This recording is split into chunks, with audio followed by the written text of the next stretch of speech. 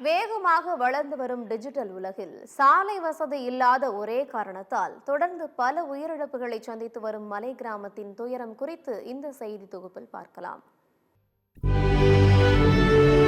திண்டுக்கல் மாவட்டத்தில் அமைந்துள்ள மலைகளின் இளவரசியான கொடைக்கானல் உலக அளவில் பிரபலமான சுற்றுலா தலமாக உள்ளது. சுமார் 100 ஆண்டுகளுக்கு முன்பு இந்த கொடைக்கானல் நகரை ஆங்கிலேயர்கள் உருவாக்க அவர்களுக்கு உதவியவர்கள் இங்குள்ள விவசாயத்தை பிரதானமாக கொண்ட பூர்வீக வெள்ளகவி கிராம மக்கள்.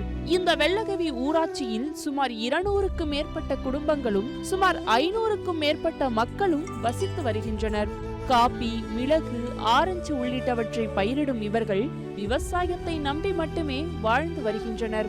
பெயருக்கு மட்டுமே ஊராட்சியாக உள்ள இங்கு முறையான மின் வசதி, கழிப்பறை வசதி, குடிப்பதற்கு தண்ணீர் வசதி என தற்போது வரை போதிய அடிப்படை வசதிகள் ஏதும் இல்லாமல் தனி தீவாக இப்பகுதி மக்கள் பெரும் சிரமத்துடன் வாழ்ந்து வருகின்றனர். குறிப்பாக சாலை வசதி இல்லாமல் அத்தியாவசிய மற்றும் அவசர தேவைக்கு பல கிலோமீட்டர் தூரம் ஆபத்தான வனப்பகுதி வழியாக நடந்து செல்லும் நிலையே உள்ளது. பாவப்பட்ட ஜென்மங்க மாதிரி தான் நாங்கள் எதிர்பார்த்து சுமந்தே போய் இங்குள்ள விவசாயிகள் தாங்கள் விளைவிக்கும் பொருட்களை தலைச்சுமையாகவும் கழுதைகள், குதிரைகள் மூலமாகவும் எடுத்து சென்றும் விற்பனை செய்து வருகின்றனர். இவர்களுக்கு நியாய விலை கடை மூலம் அரசு கொடுக்கும் விலையில்லா பொருட்களை கூட 500 ரூபாய் 600 ரூபாய் கொடுத்து குதிரையின் மூலமாகவே இப்பகுதிக்கு கொண்டு வருவதாகவும், சாலை இல்லாததால் இங்குள்ள குழந்தைகளின் கல்வி பெரிதும் பாதிக்கப்படுவதாகவும் இப்பகுதி மக்கள் கூறுகின்றனர். எங்களுடைய லக்கேஜ் கொண்டு வரதுக்கே எப்படி என்ன பண்றோம் பாருங்க. இதுக்கு எவ்வளவு செலவு பண்ணுவீங்க? 600 ரூபாய் கூலி. 600 ரூபாய் 10 கிலோ தூக்கிட்டு வரணும்னாலும் 600 ரூபாய் நாங்கள் கூலி கொடுத்து தான் தூக்கிட்டு வர வேண்டியது இருக்கு. இல்லாட்டி கூட எங்க உள்ள குட்டிகளுடைய காலத்தையாச்சும் இந்த ஊருக்கு ரோடு வரணும். எங்களுக்கு முதல் கோரிக்கையே ரோடு தான். ரோடு வந்தாலே போதும், மற்ற எல்லா வசதிகளும் தன்னை போலயே வந்துடும். சாலை வசதி இல்லாத காரணத்தினால் மகப்பேறு காலங்களில் கர்ப்பிணி பெண்களையும், அவசர மருத்துவ உதவி தேவைப்படும் குழந்தைகள் முதல் முதியவர்கள் வரை அனைவரையும் டோலி கட்டி அடர்ந்த ஆபத்தான வனப்பகுதிக்குள் ஒத்தையடி பாதையில் கொண்டு சென்று வருகின்றனர்.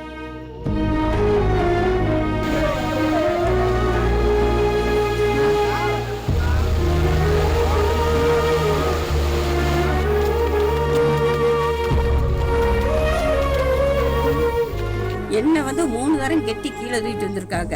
தூக்குறவங்களே இப்ப தூக்கிட்டு வர மாட்டேங்கிறாங்க.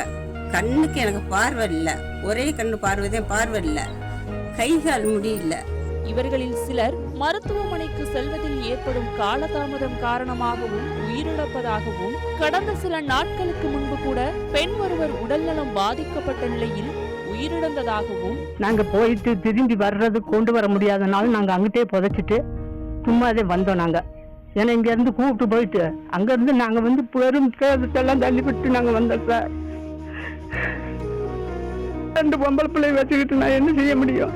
இது குறித்து அரசுக்கு பல முறை மனு கொடுத்தும் இதுவரை எந்த ஒரு முறையான நடவடிக்கையும் எடுக்கவில்லை என்றும், திமுக அரசு பொறுப்பேற்றவுடன் சாலை அமைப்பதாக கூறி கொடைக்கானல் வட்டக்கணல் முதல் சுமார் 2 கிலோமீட்டருக்கு சாலை அமைத்ததாகவும், ஆர்டிஓ சார், எம்எல்ஏ சாரை வச்சு அவ கொடுத்து ரூபாயை வச்சு பொது காசு கொஞ்சம் காசை போட்டு 40 லட்சம் ரூபாய்க்கு நாங்கள் ரோட்டை வெட்டி கொண்டு வந்தோம். இன்னைக்கு வரைக்கும் எந்த நடவடிக்கை இருக்கு? அதே 403 கோடி ரூபாய்க்கு 6 லட்சம் பேருக்கு வேலை வாய்ப்பு கொடுக்குறாரு. எனவே தொடரும் உயிரிழப்புகளுக்கு முற்றுப்புள்ளி வைக்கும் விதமாக தமிழக அரசும் மாவட்ட நிர்வாகமும் உடனடியாக வெள்ளக்கவியில் பிரதான கோரிக்கையான எங்களுக்கு சீக்கிரம் எங்களுக்கு ரோடு வசதி வேணும், மருத்துவ வசதி வேணும், கழிப்பறை வேணும். மக்கள் கஷ்டப்பட்டுருக்கோம். நாங்க பெருசு பார்க்க முடியல, சுகர் பார்க்க முடியல, ஒன்றும் கடுக்க முடியல.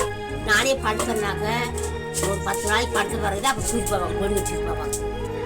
எத்தனை உயிர் போயிருக்கு தெரியுமா? இன்னைக்கு வரைக்கும் எங்க வாழ்க்கை கேள்விக்குறியாத்தான் இருக்கு. நீங்க பார்த்து எங்களுக்கு அரசு அதிகாரிகள் தயவு செய்து உங்க காலில் விட நாங்க விழுகிறோம். எங்களுக்கு என்ன தேவையோ சாலை வசதி மட்டும் போட்டு கொடுக்க, அவ்வளவுதான் நான் கேட்டேன் உங்கள்கிட்ட. சத்தியம் தொலைக்காட்சியின் செய்திகளுக்காக திண்டுக்கல் மாவட்ட செய்தியாளர் நாட்ராயன் மற்றும் கொடைக்கானல் செய்தியாளர் செல்வராஜுடன் சத்தியம் தொலைக்காட்சியின் செய்திக்குழு.